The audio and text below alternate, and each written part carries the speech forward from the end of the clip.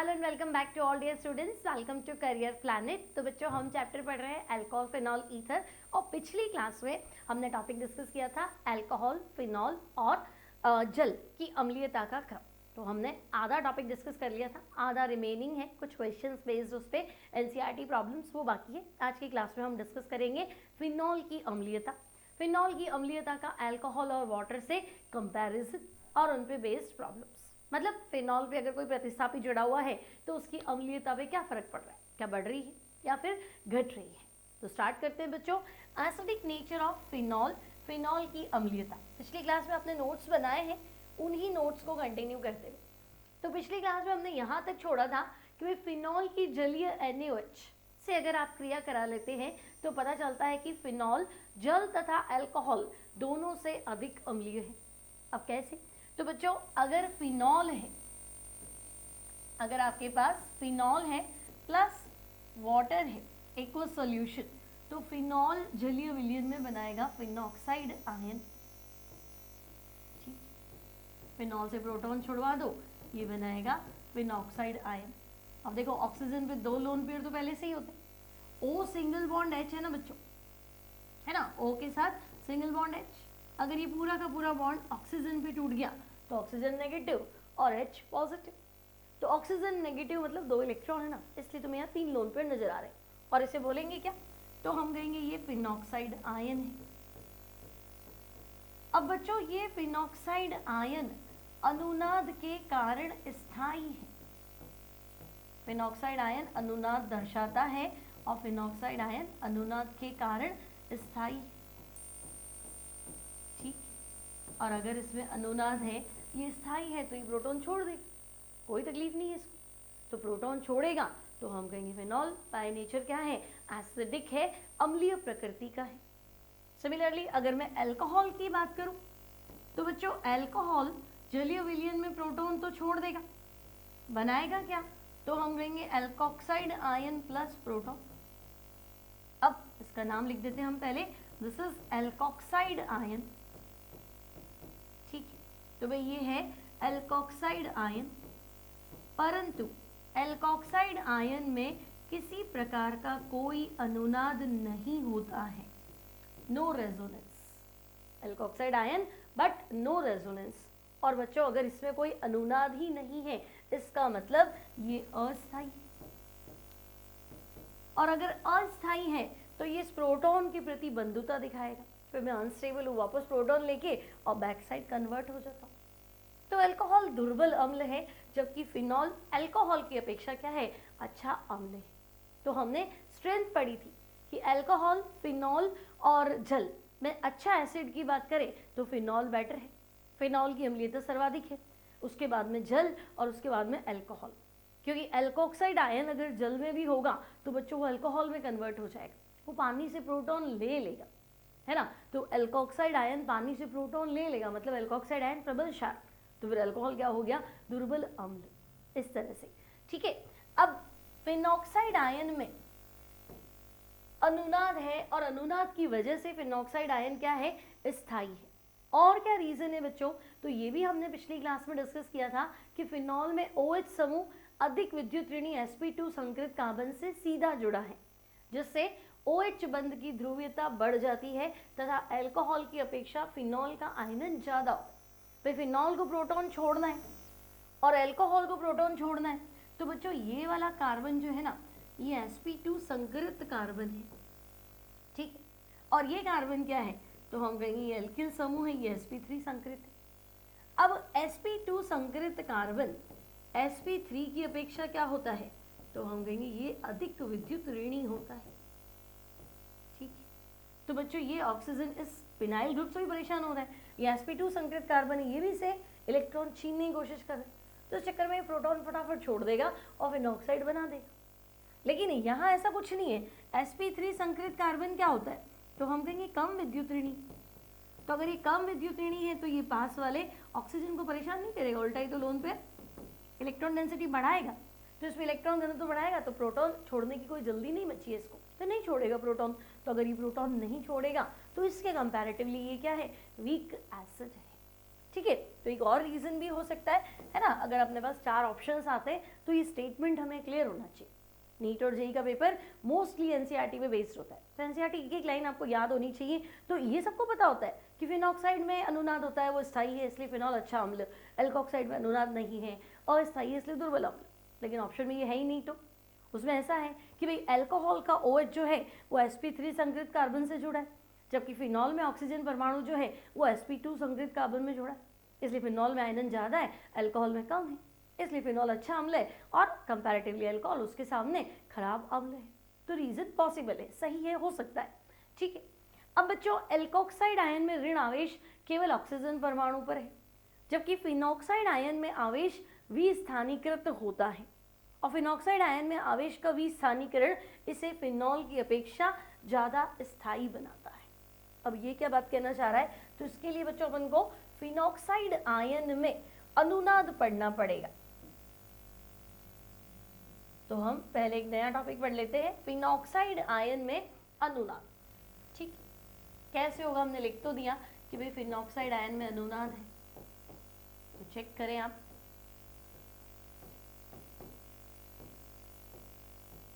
Phenoxide ion में अनुनाद। अब बच्चों phenoxide ion oxygen directly bonded with phenyl group, ये फिनाइल और ये ऑक्सीजन और ये माइनस, ये हो गया फिनॉक्साइड आयन। अब आप क्या देखेंगे, ये जो फिनॉक्साइड आयन है ना, बॉन्ड शिफ्टिंग कर अनुनाद के लिए आपको पता है कि ये बॉन्ड अगर यहाँ शिफ्ट कर दे तो ये नेगेटिव और ये पॉजिटिव, ये ऑक्सीजन लोन पे शिफ्ट कर देगा। ठीक, तो आपको कुछ इस तरह से देखने को मिलेगा, यहाँ हो गया नेगेटिव, ये लोन पे डबल बॉन्ड और ये ऑक्सीजन। ठीक है, जहाँ बॉन्ड टूटता है वो नेगेटिव, टेल वाला पार्ट पॉजिटिव, फिर ये बॉन्ड यहाँ टूटा तो ये हिस्सा नेगेटिव और ये पॉजिटिव, तो ये पॉजिटिव नेगेटिव क्या बन जाएगा, डबल बॉन्ड। ठीक है, तो आप यहाँ डबल बॉन्ड बना दें। क्लियर, तो बच्चों ये हो गया आपका फिनॉक्साइड आयन में अनुनाद का पहला स्ट्रक्चर। क्लियर, जहाँ बंद टूटा वो माइनस, ये वाला हिस्सा क्या हो गया, प्लस। तो तुम सोचो प्लस और माइनस मिलके क्या कर लेंगे, डबल बॉन्ड बना लेंगे। ठीक है, और ये लोन पेयर आपका यूज हो जाएगा। ओके, तो ये लोन पेयर ही है जो मैंने शिफ्ट किया है ना, लिखा इधर है लेकिन ये लोन पेयर है जो उधर शिफ्ट हुआ है, बाकी दो लोन पेयर तो पड़े ही है, माइनस चार्ज जो है उधर शिफ्ट हुआ है। ठीक है, आगे बढ़ते हैं, इसको यहाँ शिफ्ट कर दो बच्चों, तो ये हिस्सा नेगेटिव, टेल पॉजिटिव, तो प्लस और माइनस क्या कर दो, डबल बॉन्ड। ठीक, तो नेक्स्ट स्ट्रक्चर बना लो, ये नेगेटिव, ये डबल बॉन्ड और ये डबल बॉन्ड। फिर आगे बढ़ जाओ बच्चों, तो हम कहेंगे इसको यहाँ शिफ्ट कर दो, ये negative, back side positive, positive negative double bond.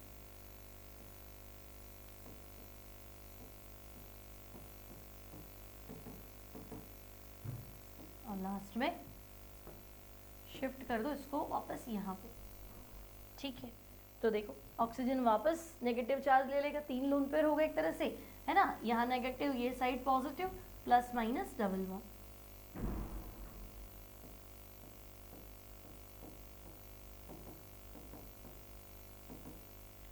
अब आपको चेक करना है क्या अनुनादी संरचना सही है, तो मैंने आपको सिखा रखा है, पहली संरचना और लास्ट वाली संरचना में कंपेयर करो।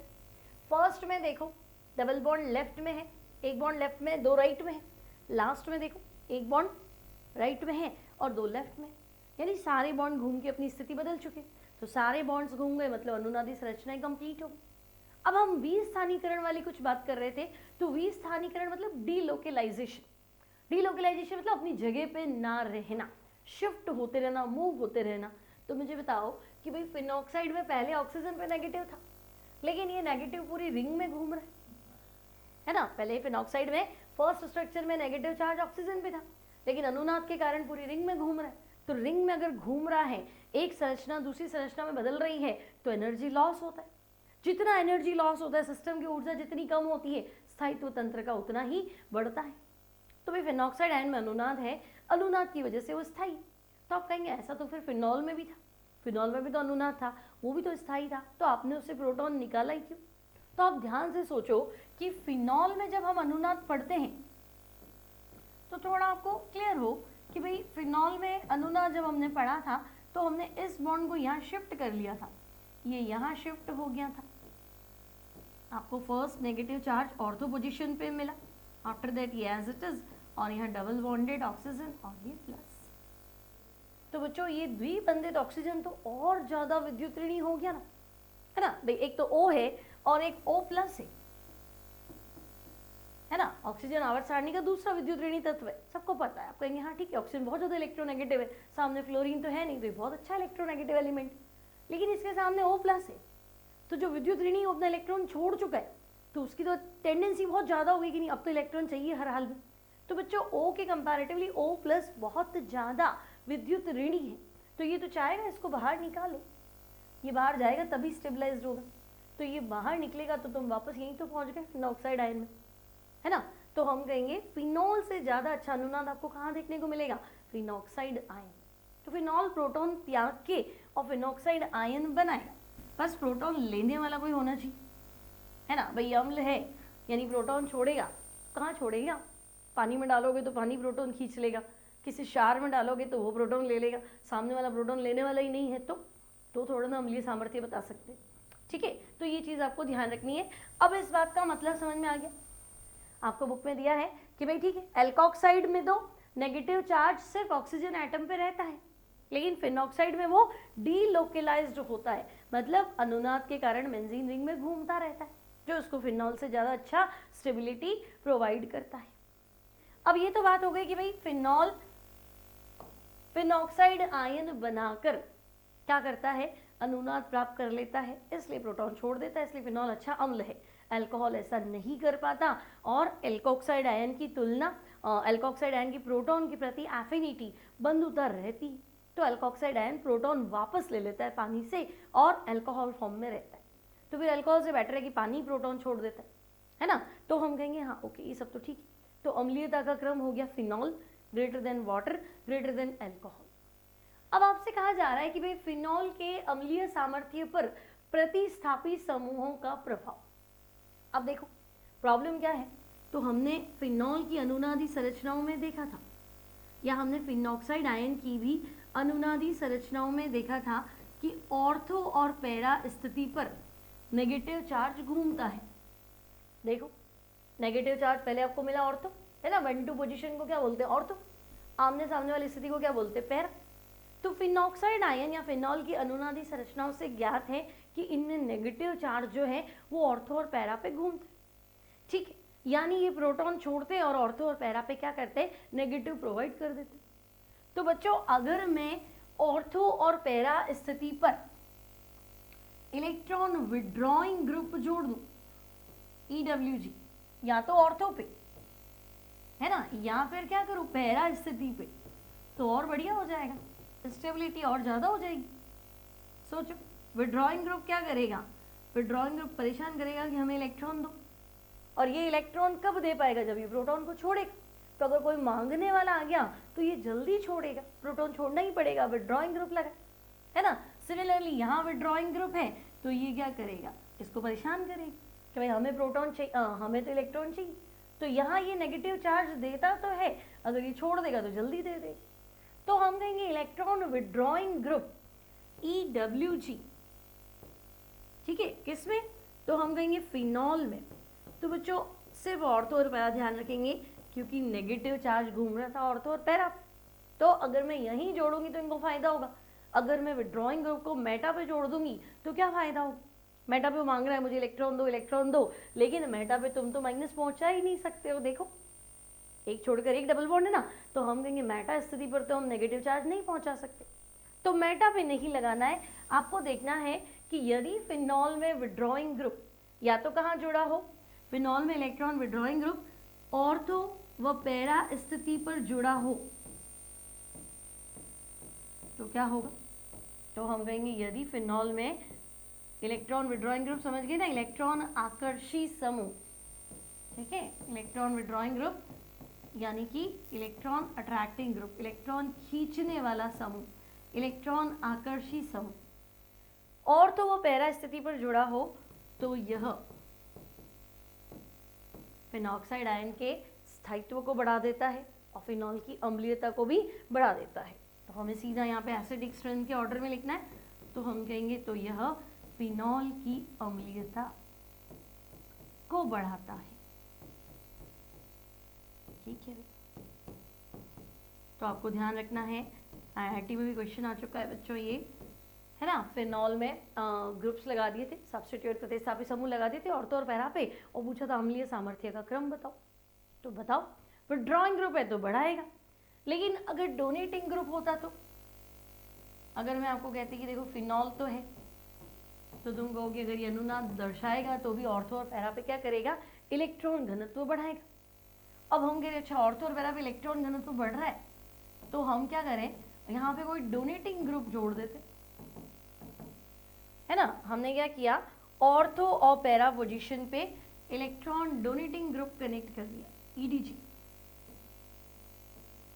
यहाँ पे भी मैंने लगा दिया EDG, इलेक्ट्रॉन डोनेटिंग ग्रुप। तो बच्चों इलेक्ट्रॉन डोनेटिंग ग्रुप क्या करेगा, वो तो खुद इलेक्ट्रॉन देगा, है ना, ये तो इलेक्ट्रॉन धकेले। तो तुम सोचो एक स्थिति पे माइनस आ रहा है, आपने जो ग्रुप जोड़ा है वो भी माइनस बढ़ा रहा है, तो फिनॉल को इलेक्ट्रॉन पेयर देने की जरूरत ही नहीं, है ना। अगर यहाँ देने वाला समूह है तो ये कार्बन मना कर देगा, नहीं मेरे को इलेक्ट्रॉन की जरूरत नहीं है, आप मुझे इलेक्ट्रॉन मत दो। तो अगर ये लोन पेयर देगा ही नहीं तो ऑक्सीजन को कोई परेशानी नहीं थी, प्रोटॉन से जुड़ा रहेगा, है ना। तो हम कहेंगे अगर प्रोटॉन से जुड़ा रहेगा इसका मतलब का काम लिया, प्रोटॉन छोड़ ही नहीं रहा, है ना। तंगी आती है तो प्रोटॉन छोड़ेगा। यहाँ पे क्या था, विड्रॉइंग ग्रुप था, ये इससे मांग रहा था मुझे इलेक्ट्रॉन दो, मुझे इलेक्ट्रॉन दो, तो इसका पड़ोसी ये है ना, ये इसको परेशान करेगा, भाई मुझे जरूरत है, तो ये लोन पेयर इधर शिफ्ट करेगा। तो लोन पेयर शिफ्ट जैसे ही करेगा ऑक्सीजन प्लस हो जाता है, तो प्रोटॉन छोड़ देता है, भाई निकलो, है ना, यहाँ जरूरत पड़ गई। तो वो चीज़ सेम यहाँ थी, लेकिन डोनेटिंग ग्रुप क्या करेगा, ये खुद यहाँ इलेक्ट्रॉन घनत्व बढ़ाएगा। तो ये कार्बन कहेगा मेरे पास तो इलेक्ट्रॉन है, तो भाई पड़ोसी को मना करेगा मुझे नहीं चाहिए, ऑलरेडी मेरे पास कनेक्टेड ग्रुप मुझे मदद कर रहा है, तुम्हारी जरूरत नहीं है हेल्प, तो ये जरूरत नहीं है, तो ये शिफ्ट ही नहीं होगा, लोन पेयर डोनेट ही नहीं करेगा। तो लोन पेयर डोनेट ही नहीं करेगा तो ऑक्सीजन प्लस हुआ ही नहीं, ऑक्सीजन को कोई परेशानी ही नहीं, तो ऑक्सीजन अपने प्रोटॉन को नहीं छोड़ेगा, बांध के रखेगा भाई तू साथ में रहे, अभी जरूरत नहीं है उनको, ठीक है। तो भाई प्रोटॉन छोड़ेगा ही नहीं तो अम्लीयता क्या हो गई, घट गई, और स्थिति हमेशा ऑर्थो और पैरा ही चलेगी, है ना। आपको इलेक्ट्रॉन घनत्व मिल कहाँ रहा था, ऑर्थो और पैरा, तो आप वहाँ पे बढ़ाओ या घटाओ। तो आपको लिखना है कि भाई फिनॉल में यदि, यहाँ से शुरू करते हैं, यदि फिनॉल में ऑर्थो व पैरा स्थिति पर, यदि फिनॉल में ऑर्थो व पैरा स्थिति पर EDG समूह, इलेक्ट्रॉन डोनेटिंग ग्रुप, इलेक्ट्रॉन दान करने वाला समूह, ठीक है, EDG समूह, इलेक्ट्रॉन दान करने वाला समूह जुड़ा हो, तो बच्चों अगर EDG समूह जुड़ा हो तो यह ऑर्थो और पैरा स्थिति पे क्या करेगा, इलेक्ट्रॉन घनत्व बढ़ा देगा। अब इलेक्ट्रॉन घनत्व बढ़ा देगा तो फिनॉक्साइड आयन क्या हो जाएगा, अनस्टेबल हो जाएगा, तो प्रोटॉन छोड़ेगा ही नहीं, है ना। तो आपको सीधा लिखना है, तो अम्लीयता, तो यह फिनॉल की अम्लीयता को घटाता है, ठीक है, यह फिनॉल की अम्लीयता को घटाता है।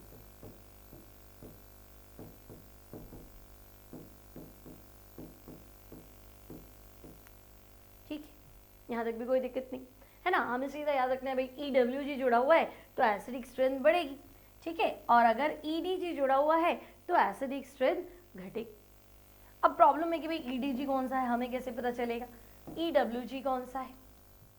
तो देखो हमें कुछ pK वैल्यू दी हुई है, इसको हम बाद में देखते हैं, पहले आपको क्या देखना है, तो हम कहेंगे फिनॉल की अम्लीयता। अगर आप फिनॉल की एसिडिक स्ट्रेंथ की बात कर रहे हैं, फिनॉल की अम्लीयता की बात कर रहे हैं, तो ये विड्रॉइंग ग्रुप के तो समानुपाती होती और डोनेटिंग ग्रुप के क्या होगी, व्युत्क्रमानुपाती, ठीक है। लेकिन ग्रुप जो है वो हमेशा ऑर्थो और पैरा पर ही होना चाहिए, ठीक है। अब विड्रॉइंग ग्रुप नहीं पता चल रहा तो ध्यान रखो जो -I प्रभाव दर्शाता है या -M प्रभाव दर्शाता है, और डोनेटिंग ग्रुप तो बच्चों या तो +M प्रभाव होगा या +I प्रभाव अब उदाहरण तो बच्चों माइनस आई माइनस एम में आपको मिलेगा नाइट्रोजन, है ना। हेलोजन का भी माइनस आई प्रभाव ज़्यादा प्रभावी है एम से, ठीक है। फिर आपको मिलेगा यहाँ साइनाइड, यहाँ मिलेगा COH, ठीक है। सल्फोनिक एसिड भी हो सकता है, एल्डिहाइड भी हो सकता है, कीटोन भी हो सकता है, एस्टर भी हो सकता है। और डोनेटिंग ग्रुप, तो डोनेटिंग ग्रुप आपका ईथर हो सकता है। फिनॉल खुद अपने आप में डोनेटिंग ग्रुप है अगर OH समूह लगा हुआ है तो, ठीक है।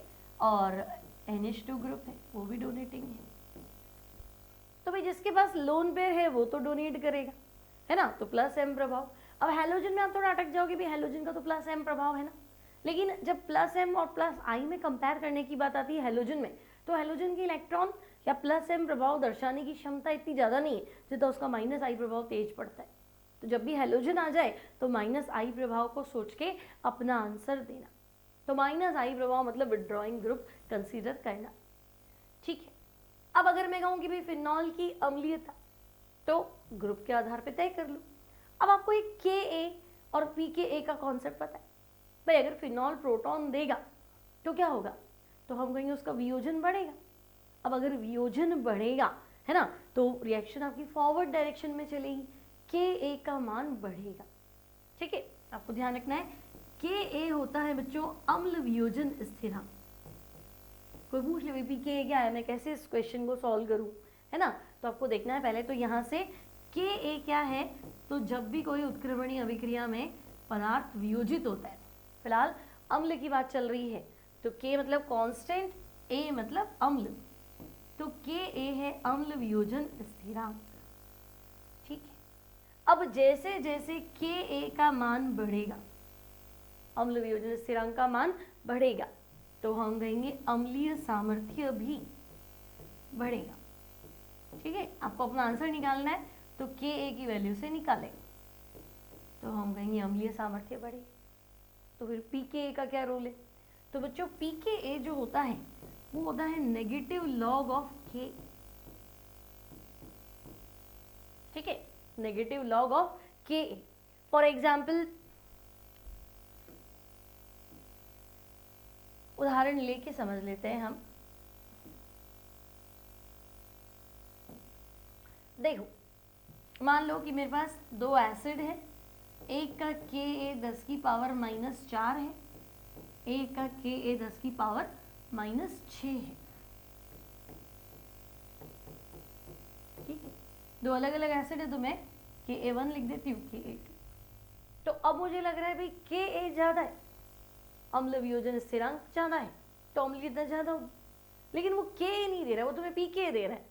तो अगर मैं तुम्हें कहूँ pKa निकालो, 1 ले लो, तो आपको पता है pKa की वैल्यू है नेगेटिव लॉग ऑफ Ka, यानी नेगेटिव लॉग 10 की पावर -4। अब लॉग में पावर आगे आ जाती है, तुम सबको पता है ना, और लॉग, अच्छा लॉग बेस 10 रहता है, लॉग 10 बेस 10 है, ठीक है। अब नेगेटिव नेगेटिव पॉजिटिव, ये 4, लॉग 10 की वैल्यू 1 होती है बच्चों, ठीक है, बेस 10 है, लॉग 10 की वैल्यू 1 है, तो यहाँ माइनस माइनस प्लस, तो यहाँ pKa1 की वैल्यू 4। अब यहाँ देखो तो मैं कहूँ Ka8 तो आपका 10 की पावर -6 है, pKa निकालो तो नेगेटिव लॉग 10 की पावर -6, पावर आगे आ जाएगी, नेगेटिव लॉग 10, अब माइनस माइनस क्या हो जाएगा प्लस, तो यहाँ आंसर आएगा, यहाँ आंसर आएगा 6, ठीक है। तो ये pKa2 हो गया आपका 6, ओके। अब क्या करें, तो देखो Ka ज़्यादा है ना, Ka आपके पास क्या था, ज़्यादा था, 10 की पावर -4, तो pKa कम आया, और Ka कम था तो pKa क्या आया, ज़्यादा आया। तो Ka और pKa एक दूसरे के उल्टे चल रहे थे, समझे ना। 10 की पावर -6 को 100 से मल्टीप्लाई करोगे तो 10 की पावर -4 आएगा, सही कह रही हूँ, 10 की पावर -6 को 100 से मल्टीप्लाई करोगे तो 10 की पावर -4 आएगा, मतलब ये इसका 100 गुना है, और pKa में 2 का फर्क आएगा, जितने जीरो होंगे ना उतना फर्क आएगा। तो 10 की पावर 2, 100 का फर्क आया ना, तो उधर 2 का फर्क आएगा। अगर यहाँ 1000 से मल्टीप्लाई करते और वहाँ पहुँचते ना, तो pKa में 3 का फर्क आता, ठीक है, तो जितने 10 की पावर में जीरोस लगेंगे उतना डायरेक्ट फर्क आएगा। क्लियर? जैसे 4 और 6 2 का फर्क आया तो के में 100 का फर्क होगा। 3 और 6 3 का फर्क है ना, तो ऊपर वाले डेटा में 1000 का फर्क होता, ऐसे। ठीक है, तो इतना आपको नहीं पता होना चाहिए, बस आपको तो ये ध्यान रखना है कि के ए और पी के व्युत्क्रमानुपाती है, यानी कि आपने लिखा के ए बढ़ेगा तो अम्लीय सामर्थ्य बढ़ेगा, और अगर पी के ए बढ़ेगा तो अम्लीय सामर्थ्य घटेगा। बस ये चीज आपकी क्लियर होनी चाहिए। अगर पी के ए बढ़ गया तो अम्लीय सामर्थ्य कम हो जाएगा। ठीक है, अब बहुत बार क्या होता है, कंपेयर करना थोड़ा मुश्किल होता है। जैसे मैंने कह दिया भाई ऑर्थो नाइट्रोफिनॉल और पैरा नाइट्रोफिनॉल, तो आप कहेंगे भाई नाइट्रो ग्रुप तो दोनों ही -m प्रभाव दर्शाएंगे, है ना, विड्रॉइंग ग्रुप है, तो बात तो सही। अब ऑर्थो पे लगा है वो भी विड्रॉइंग है और पैरा पे लगा है वो भी विड्रॉइंग है, तो ये दोनों ही अच्छे अम्ल है, बट इनमें कैसे कंपेयर करें, क्या नज़दीकी से, तो उससे कोई ज़्यादा फर्क पड़ता नहीं है ना कि भाई नज़दीक है दूर है। ठीक है, थोड़ा बहुत हम कह सकते हैं कि भाई ऑर्थो और पैरा दोनों पे ही नेगेटिव चार्ज घूम रहा था, दोनों पे विड्रॉइंग लगा हुआ है, तो यहाँ कोई मतलब नहीं आएगा। डिस्टेंस आई प्रभाव होता तो फिर भी हम डिस्टेंस का इफेक्ट सोचते, तो यहाँ ऐसा कुछ भी नहीं। तो फिर कैसे डिफरेंस कैसे निकालें कि भाई ऑर्थो नाइट्रोफिनॉल ज़्यादा अम्लीय है कि पैरा नाइट्रोफिनॉल ज़्यादा अम्लीय है? तब हमें एग्जैक्ट डेटा चाहिए, उनका अम्ल वियोजन स्थिरांक चाहिए, कैलकुलेट कर लो भाई ये भी पढ़ने में तेज है, ये भी पढ़ने में तेज है, दोनों बहुत अच्छे हैं, दोनों अच्छे इंटेलिजेंट है, शार्प बच्चे, तो अब मैं रिजल्ट कैसे निकालूँ कि ज़्यादा अच्छा कौन है? तो भाई एग्ज़ाम ले लो, एग्ज़ाम लेने के बाद में जिसके नंबर ज़्यादा आ रहे हो ज़्यादा अच्छे। अब बाकी 10 फैक्टर्स और होंगे, उससे कोई फर्क नहीं पड़ता, हमारे पास तो एक ही तरीका भाई एग्ज़ाम ले लो, है ना। सिमिलरली ऑर्थो नाइट्रोफिनॉल और पैरा नाइट्रोफिनॉल, मेटा तो वैसे भी तुम्हें पता है कम है क्योंकि अम्लीयता विड्रॉइंग ग्रुप के समानुपाती है, लेकिन वो ऑर्थो और पैरा पे ही होना चाहिए, तो हम कहेंगे ठीक है। तो ऑर्थो और पैरा दोनों अच्छे, क्या बोलेंगे, अम्ल है। अब देखो यहाँ पी के ए 7.2 है, यहाँ पी के ए 7.1 है, तो पी के ए ज़्यादा है तो अम्लीय सामर्थ्य कम है, मतलब पैरा नाइट्रोफिनॉल की अम्लीयता ऑर्थो नाइट्रोफिनॉल से ज़्यादा है, हल्की सी ज़्यादा है, क्योंकि देखो एक का फर्क नहीं है, 0.1 का फर्क है, एक का फर्क होता तो 10 गुना हो जाता, 0.1 का फर्क है, तो बहुत ज़्यादा डिफरेंस नहीं है ना। तो ये ध्यान रखेंगे आप, पैरा नाइट्रोफिनॉल अधिक अच्छा अम्ल है ऑर्थो से, और पैरा ग्रेटर देन ऑर्थो, फिर मेटा आ जाएगा। फिनॉल का पीके तो बच्चों 10 है, और एथेनॉल का पीके देखो 16 है, तो तुम समझे यहाँ 10 है, 15.9 मतलब लगभग 16 है, तो 6 का फर्क आया ना, तो पीके में 6 का फर्क आया, यानी वियोजन स्थिरांक में 10 की पावर 6 का फर्क आएगा। तो मैं ऐसा भी कह सकती हूँ कि फिनॉल की अम्लीयता एथेनॉल से 10 की पावर 6 यानी 10 लाख गुना हो गया, है ना। 10 की पावर 5 क्या होता है, 1 लाख होता है, तो 10 की पावर 6 गुना ज़्यादा है, मतलब 10 लाख गुना ज़्यादा फिनॉल अच्छा अम्ल है एज कम्पेयर टू एथेनॉल। किससे पता चला, तो हम कहेंगे डेटा से। देखो यहाँ अगर 6 का फर्क है तो अम्ल वियोजन स्थिरांक के में कितने का फर्क होगा, 10 की पावर 6 का, तो 10 की पावर 6 मतलब 10 लाख गुना ज़्यादा। ठीक है, तो इन दोनों वैल्यूज को देख के, है ना, आपको इनके नीचे लिखना है, अतः फिनॉल की अम्लीयता, ठीक है भाई, फिनॉल की अम्लीयता एथेनॉल से, फिनॉल की अम्लीयता एथेनॉल से 10 की पावर 6 गुना, है ना, याद रखना है बच्चों, 10 लाख गुना अधिक है।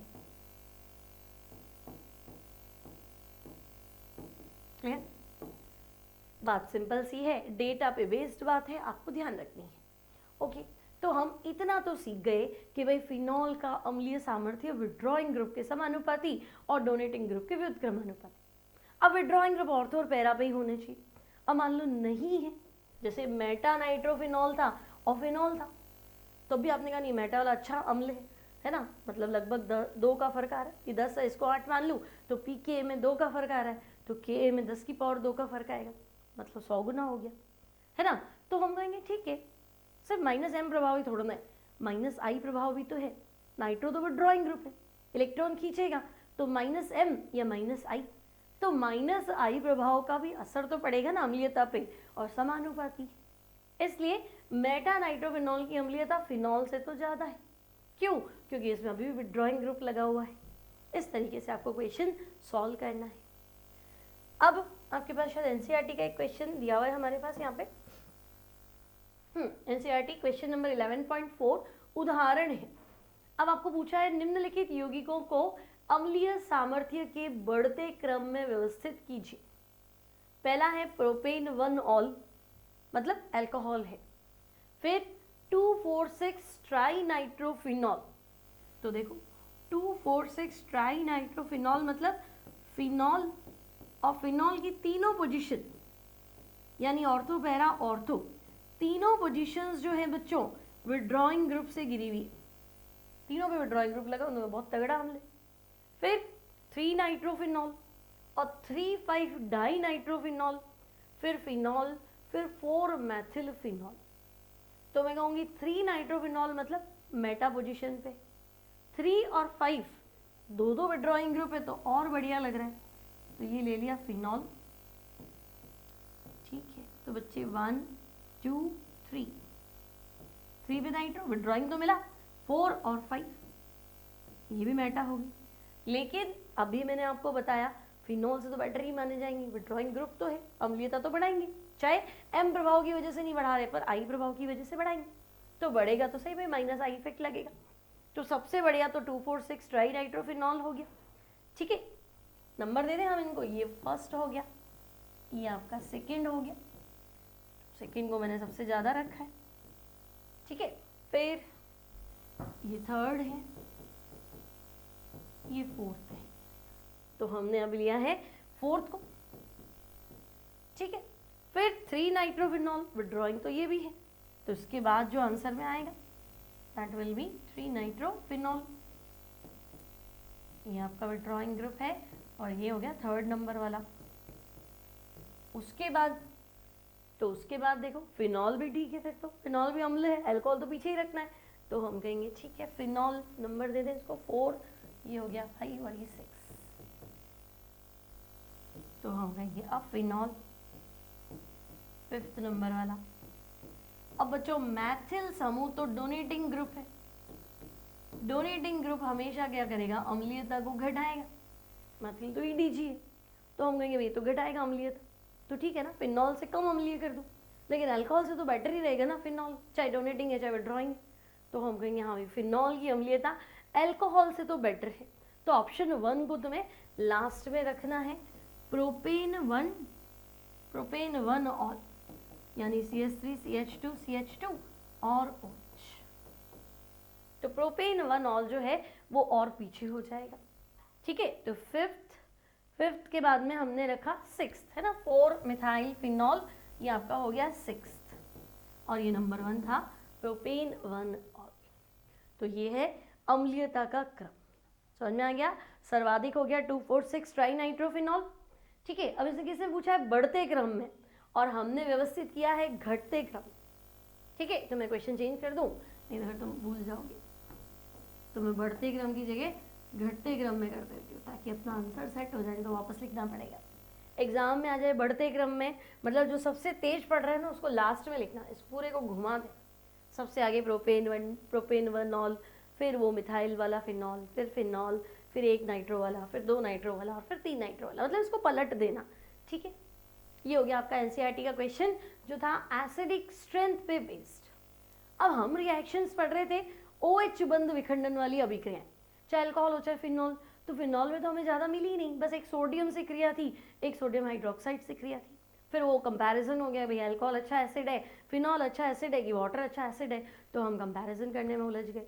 फिर फिनॉल पे अगर कोई प्रतिस्थापी जोड़ लिया तो उसका बता दो, तो वो भी बता दिया। अब वापस आ जाते हैं OH बंद विखंडन वाली अभिक्रियाओं में, तो बच्चों उसमें आपके पास है एस्टरीकरण। ठीक है, फर्स्ट आपके पास थी सक्रिय धातुओं से क्रिया, नोट्स आपके कंटिन्यू चल रहे हैं। सेकेंड पॉइंट है आपके पास एस्टरीकरण। ठीक है, एस्टरीफिकेशन। अब बच्चों एस्टरीकरण का मतलब होता है एस्टर का निर्माण,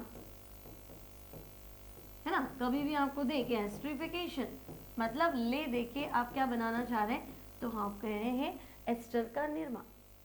अब आपके पास एक ऑक्सीजन है, इसको एस्टर में कैसे बदलेंगे? तो हम कहेंगे एस्टर COOR होता है ना, तो अगर मुझे यहाँ से,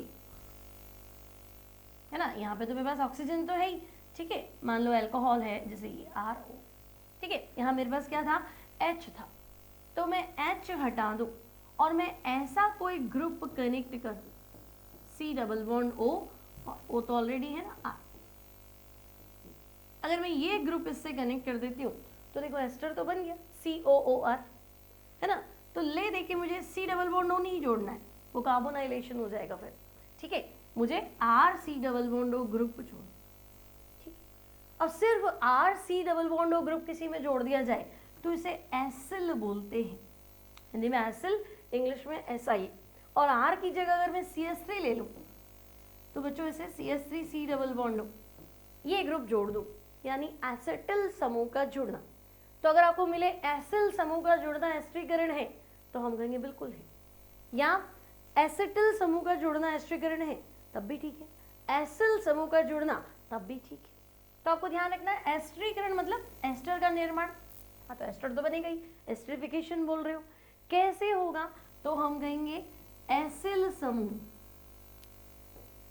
एसिल ग्रुप कौन सा होता है, तो हम कहेंगे RC डबल बॉन्ड, या एसिटिल समूह,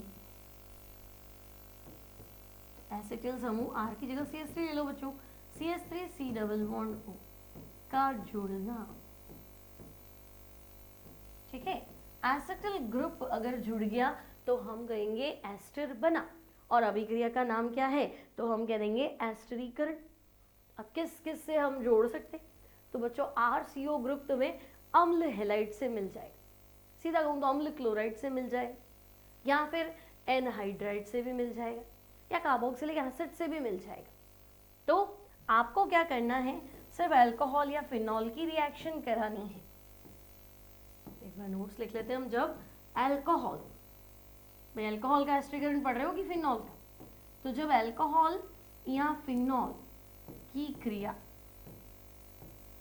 किससे करानी है, तो हम कहेंगे एस्टर बनाना चाह रहे, तो वो ग्रुप कहाँ से मिलेगा बच्चों, तो जब अल्कोहल या फिनॉल की क्रिया हम अम्ल क्लोराइड RCOCl, ठीक है, अम्ल क्लोराइड, या तो हम कहेंगे एसिड हैलाइड मिल जाए, एसिड क्लोराइड मिल जाए तो ठीक है, या कार्बोक्सिलिक अम्ल, ओके, कार्बोक्सिलिक अम्ल, या फिर तो हम कहेंगे कार्बोक्सिलिक एसिड या एनहाइड्राइड से करा,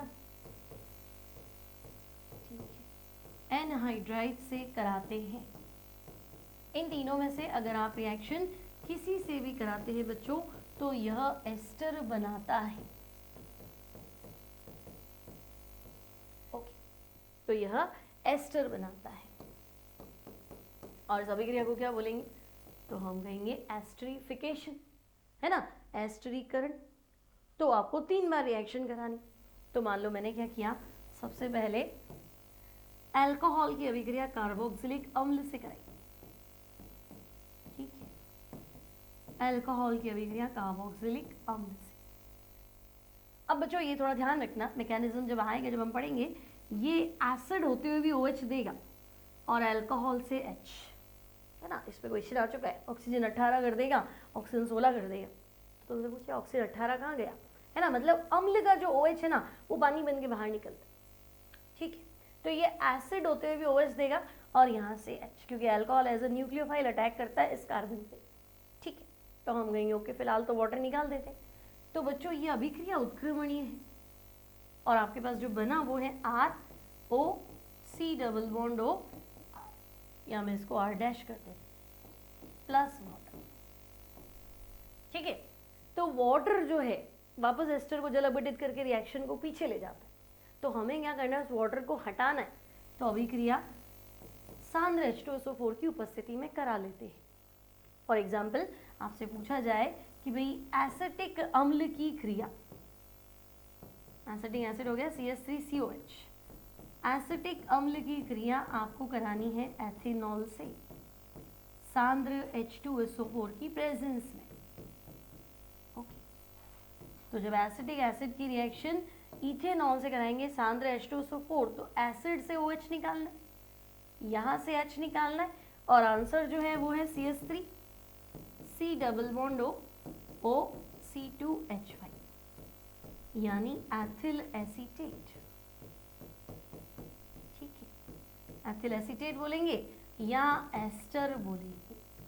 ओके, अब प्लस वाटर लिख देंगे।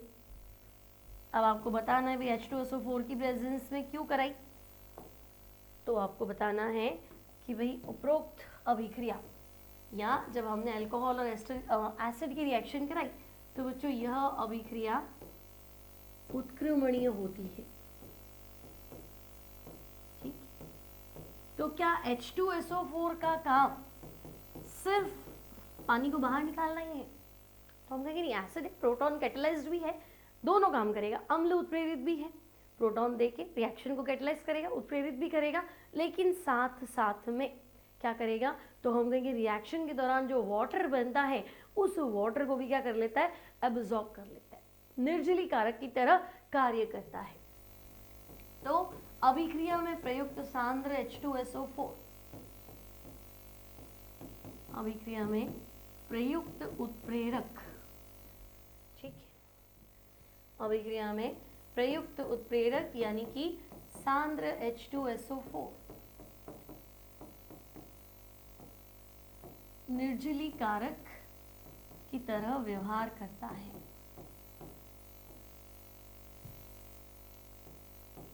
निर्जली कारक की तरह व्यवहार करता है।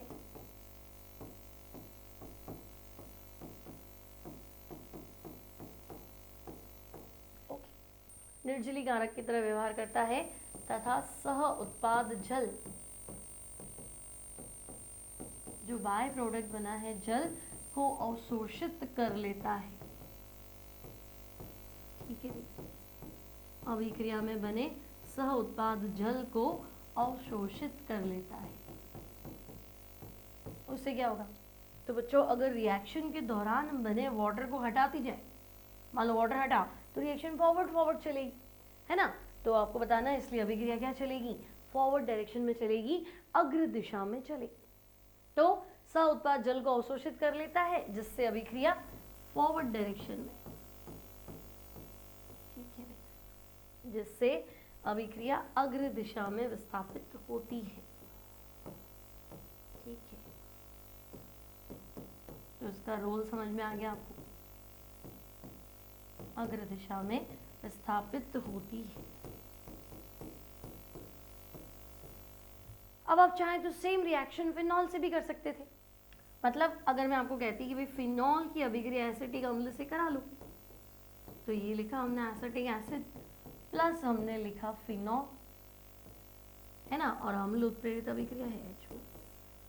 तो बच्चों अभी सिखाया था एसिड से OH लेना है, फिनॉल से H, तो आपका आंसर जो है that will be phenyl acetate, CH3COO, ये एसीटेट है और आगे फेनिल लगा हुआ है तो इसका नाम हो गया फेनिल एसीटेट।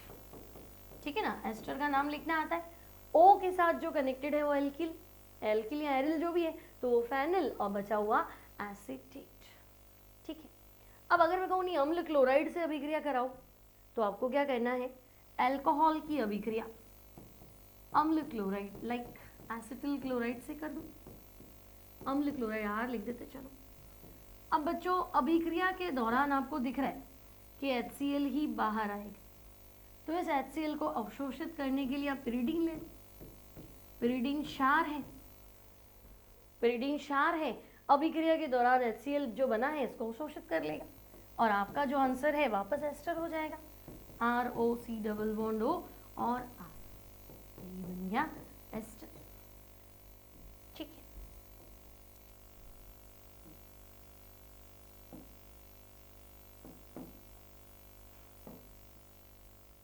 अब मान लो हमने ले लिया एथिल अल्कोहल, आपसे पूछा कि भाई एथिल अल्कोहल की अभिक्रिया आप कराएं एसिटिल क्लोराइड के साथ।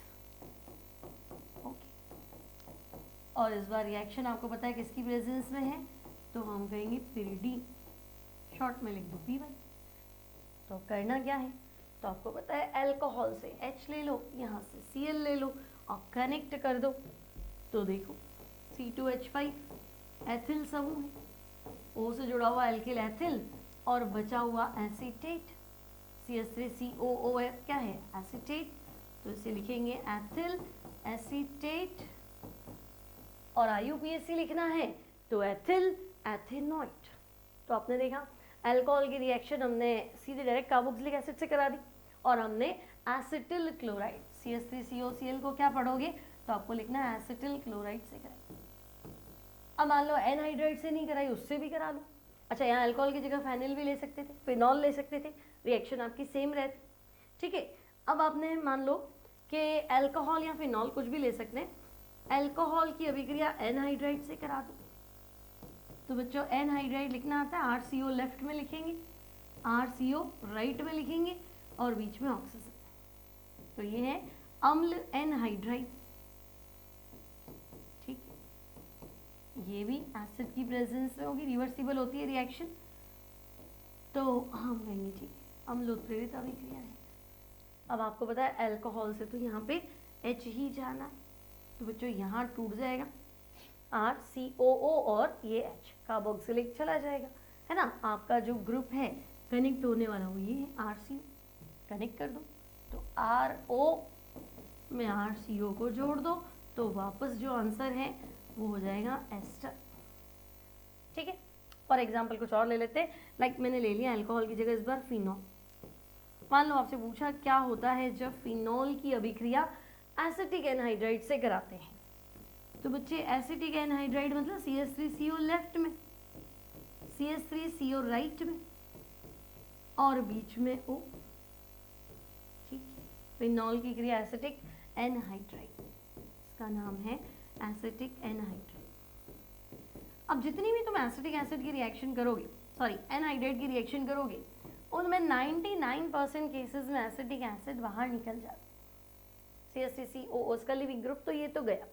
तो बच्चों एसिटिल समूह जोड़ दो फिनॉल में, है ना। तो एसिटिल समूह हमने जोड़ दिया फिनॉल में, तो ये हो गया आपके पास कार्बोक्सिलिक अम्ल और ये वाली दोनों अभिक्रियाएं अम्ल उत्प्रेरित अभिक्रियाएं हैं। तो ये बनाएगा फेनिल एसीटेट। CH3COO क्या था एसीटेट और फेनिल से जुड़ा हुआ है, तो ये है फेनिल एसीटेट। क्लियर। तो ये सारी रिएक्शंस जो है एक बार वापस देखेंगे, सारी अभिक्रियाएं बच्चों एस्टरीकरण है। ठीक है, देखो सारी की सारी रिएक्शंस एस्टरीकरण है, एस्टर का निर्माण, है ना। चाहे तुम फिनॉल की अभिक्रिया कार्बोक्सिलिक अम्ल से करो, रिवर्सिबल थी इसलिए प्रोटॉन की उपस्थिति में कराई, चाहे तुम कार्बोक्सिलिक अम्ल की जगह एनहाइड्राइड ले लो। ठीक है, और अगर एसिटिल क्लोराइड से कराओगे तो आपको पिरिडीन लेना है। अब बच्चों सेम रिएक्शन है, ये कह रहा है अगर आप एसिटिल समूह को एसिटिलीकरण करो, लेकिन आप ऐसा करें सैलिसिलिक अम्ल का एसिटिलीकरण करें। ठीक है, तो बच्चों इसी प्रकार यदि क्वेश्चन बनेगा थोड़ा ध्यान रखेंगे, इसी प्रकार यदि सैलिसिलिक अम्ल, क्या होता है सैलिसिलिक एसिड, इसी प्रकार यदि सैलिसिलिक अम्ल का एस्टरीकरण, है ना, या एसिटिल समूह जोड़ा ना, एस्टरीकरण को ये भी तो कह सकते हैं एसिटाइलेशन, एस्टर का निर्माण एस्टरीकरण है, कैसे बनेगा एसिटिल समूह जोड़ने पे बनेगा। तो बच्चों यदि सैलिसिलिक अम्ल का एसिटिलीकरण किया जाए आपको बहुत इंपॉर्टेंट कंपाउंड मिलेगा। अच्छा, सैलिसिलिक अम्ल क्या होता है, क्या आपने सोचा 2 हाइड्रोक्सी बेंजोइक एसिड या फिनॉल लिख दूं पास में COH लगा दूं, वो सैलिसिलिक एसिड है। ऑर्थो पोजीशन पे होने चाहिए, 1-2 पोजीशन पे, एक पे COH और एक पे OH। तो बच्चों उसी सैलिसिलिक अम्ल का क्या कर दिया जाए एसिटिलीकरण कर दिया जाए, तो आपको एक पेन किलर मिलेगा बहुत अच्छा, और वो है एस्पिरिन। ठीक है, पीड़ाहारी और एंटीपायरेटिक भी होता है बच्चों, केमिस्ट्री इन एवरीडे लाइफ में पढ़ेंगे, पेन किलर तो होता ही है, साथ साथ में एंटीपायरेटिक भी होता है। तो बच्चों एस्पिरिन बनता है, बहुत इंपॉर्टेंट रिएक्शन है। देखो सैलिसिलिक एसिड तो हम कहेंगे फिनॉल का पड़ोसी COH, तो ये पड़ोसी लिख दिया और फिनॉल चैप्टर पढ़ेंगे, फिनॉल। ठीक है, अब हम इतनी देर से एसिटिल समूह को तो जोड़ रहे थे, अल्कोहल में जोड़ रहे थे ना, एसिटिक एनहाइड्रेट से अभिक्रिया कराऊँ इसकी, तो मैंने लिखा ये कंपाउंड, इसका नाम है बच्चों सैलिसिलिक अम्ल। ठीक है, IUPAC नाम लिखेंगे 2 हाइड्रोक्सी बेंजोइक एसिड। ध्यान से देखो, OH और COH में ज़्यादा इंपॉर्टेंट कौन है? COH। तो बेंजीन पे COH बेंजोइक अम्ल और 2 नंबर पे OH ग्रुप जुड़ा है यानी हाइड्रोक्सी, तो सैलिसिलिक अम्ल IUPAC में लिखना है 2 हाइड्रोक्सी बेंजोइक अम्ल। तो बच्चों जब हम सैलिसिलिक अम्ल के एसिटिलीकरण के बारे में सोचें, यानी इसकी अभिक्रिया में सोचूं कि एसिटिक एनहाइड्राइड से कराऊं, CH3CO लेफ्ट में लिखो, CH3CO राइट में लिखो और बीच में, और तुम्हें सिखाया है ज़्यादा रिएक्शंस में तो एसिटिक एसिड बाहर चला जाएगा। ठीक है, अम्ल उत्प्रेरित अभिक्रिया है, ये भी आपको कंसंट्रेटेड H2SO4 की प्रेजेंस में ही करानी। तो हम कहेंगे ठीक है, तो पढ़ा ही था हमने, अभी तो पढ़ा था अल्कोहल का एस्टरीकरण, है ना, अल्कोहल में एसिटिल समूह का जुड़ना, तो हमने अल्कोहल की जगह सैलिसिलिक एसिड ले लिया। ठीक है, अब होगा क्या, तो देखो बेंजोइक एसिड तो यूं का यूं है, IUPAC नाम लिखने में काम आएगा, बेंजोइक एसिड तो यूं का यूं है ना। अब ऑक्सीजन और साथ में तुमने एसिटिल समूह जोड़ दिया। ठीक है, तो वैसे तो इसका नाम एस्प्रिन सही है, कोई लड़ाई नहीं है, एक नाम तो आप लिखेंगे एस्प्रिन। ओके, IUPAC लिखना है तो बच्चों 2, ये तो बेंजोइक एसिड है, 2 नंबर पे तो कुछ जुड़ा है ना, तो 2 एसिटॉक्सी, क्योंकि देखो एसिटिल समूह साथ में ऑक्सीजन, CH3CO क्या है, एसिटिल समूह साथ में ऑक्सीजन, तो 2 एसिटॉक्सी और बेंजीन पे COH को हम बोलते हैं बेंजोइक अम्ल। तो 2 एसिटॉक्सी बेंजोइक एसिड बोले, चाहे एस्प्रीन बोले, चाहे आप ऐसे भी बोल दे भाई हमारे पास सैलिसिलिक अम्ल तो था, आपने एसिटिल समूह जोड़ दिया, हमारे पास सैलिसिलिक एसिड था और बाहर से आके एसिटिल समूह किसी ने कनेक्ट कर दिया, तो ठीक है, ऑर्थो एसिटाइल सैलिसिलिक एसिड,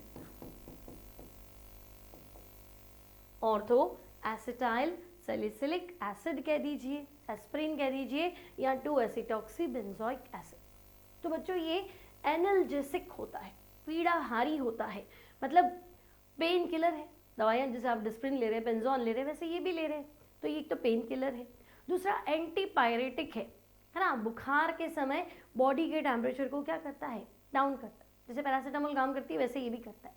फिर तुम्हें पता ही ये पानी में जाएगा, बॉडी में जाएगा, मतलब कोई भी दवाई पानी के थ्रू लेंगे, है ना, तो शरीर में जाएगा तो प्रकृति तो अम्लीय है, तो एसिडिटी कर लेगा, है ना, तो हम एस्प्रिन काम में नहीं लेते, वैसे तो इसका कैल्शियम सॉल्ट काम में लेते हैं, भाई कुछ जनरल नॉलेज की बातें हमें पता होनी चाहिए। ठीक है, फिर आपसे पूछे भाई एस्प्रिन काम में लेना है कि एस्प्रिन का कैल्शियम सॉल्ट, तो हम कहेंगे कैल्शियम सॉल्ट काम में लेंगे, ये नहीं लेना, और अगर ये ले लिया तो खाली पेट एस्प्रिन नहीं लेना चाहिए, मान लो कैल्शियम सॉल्ट भी लिया, खाली पेट ले लिया, तो जाके तो यही बनाना है, तो बच्चों ये एसिड बनाता है, एसिडिटी हो जाएगी, तो एस्प्रिन को खाली पेट तो वैसे भी नहीं लेना चाहिए। अब इसमें खास बात है कि एस्प्रिन में एंटी ब्लड क्लॉटिंग कैरेक्टर्स होते हैं, मतलब ये ना खून को पतला करता है, क्लॉट नहीं होने देता है ना, तो हार्ट पेशेंट्स के लिए अच्छा होता है ना, मान लो हार्ट पेशेंट है, कोई घर में दवाई नहीं है और आपको लगे इसको अटैक आ जाएगा या थोड़ा मोटा छोटा मोटा जो भी प्रॉब्लम है, तो उसको बेटर है कि डॉक्टर आने तक हम उसको एस्प्रिन दे सकते हैं, पेन किलर है ना, एलर्जी नहीं होनी चाहिए, बाकी तो जो है चीज़ तो पेन किलर है, बुखार कम करेगा, है ना, बॉडी पेन कम करेगा, एंटीपायरेटिक है, फीवर भी कम करेगा, एंटी ब्लड क्लॉटिंग कैरेक्टर्स की वजह से खून को पतला कर देता है, खून में ना गांठें नहीं बनने देता है, जिससे हार्ट अटैक के चांसेस होते हैं, तो उसके चांसेस कम कर देता है, तो एक अच्छा एनाल्जेसिक माना जाता है। बनता कैसे, तो हम कहेंगे भाई सैलिसिलिक अम्ल की क्रिया एसिटिक एनहाइड्राइड से कराने पर ये बनता है। ठीक है, तो ये इंपॉर्टेंट कंपाउंड है, important as well as board point of view से और नीड्स यही पर्पज से भी, तो आपको थोड़ा ध्यान रखना है, इसको अच्छे से पढ़ना है। तो आज की क्लास में इतना ही कि हमने पढ़ लिया O और H बंध विखंडन अभिक्रिया, चाहे अब उसमें एसिडिक स्ट्रेंथ हो, अल्कोहल फिनॉल और एसिड की, या फिर क्या हो तो हम कहेंगे एस्टरीकरण की अभिक्रिया। अगली क्लास में मिलेंगे जहां हम डिस्कस करेंगे नेक्स्ट टॉपिक C और OH बंध विखंडन की अभिक्रिया। तो मिलते हैं next time, till then take care and good bye.